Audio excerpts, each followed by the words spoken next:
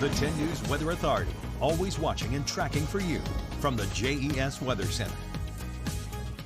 Good evening, everyone. Thankfully, it's not too wet for this evening. A lot of our rainfall kind of finished up earlier during the day. There's little pieces here and there left over, but that's all the more we're going to have. Through this evening, we have, again, those little tiny pieces of showers until about midnight. Then that really breaks up. Now, we still have plenty of moisture in the air. Between the rain the past few days, all clouds that we've got, there is a whole lot of water to work with. So clouds are still there.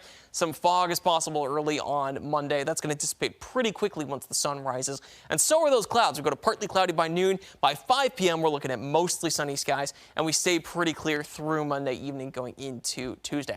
With that sun and extra warmth coming our direction, we're going to be well above average. Averages this time of year in the mid-60s, not quite towards that Thanksgiving point where we get to the mid-50s, but it's going to feel more like mid to early September with how warm our temperatures are going to be. A lot of air is coming onshore from the Atlantic that's fighting against some colder air from the northwest. So for Monday, the warmer air towards the southeast wins out. A lot of our highs push towards 80. Roanoke gets to 80. Lynchburg at 81. NRV and Highlands in the mid-70s. Now on Tuesday, the cold front finally pushes down towards the southeast. We've already used up most of our moisture, so it doesn't really cause rain, but it does bring our temperatures down a lot. Highs in Roanoke, Lynchburg, and Southside all in the mid-60s.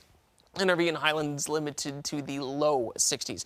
On top of that, Monday night going into Tuesday morning, we've got a lunar eclipse, so that is a little bit before the coldest weather gets here, but our temperatures are still going to take a big dive that night, so expect it to be in the 40s that morning.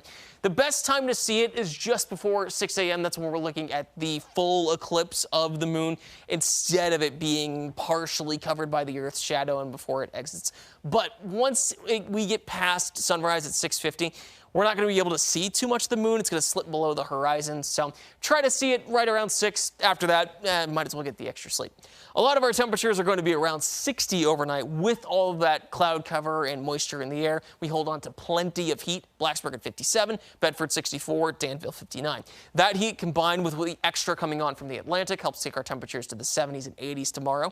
Blacksburg 75, Lexington at 80, and South Boston at 82.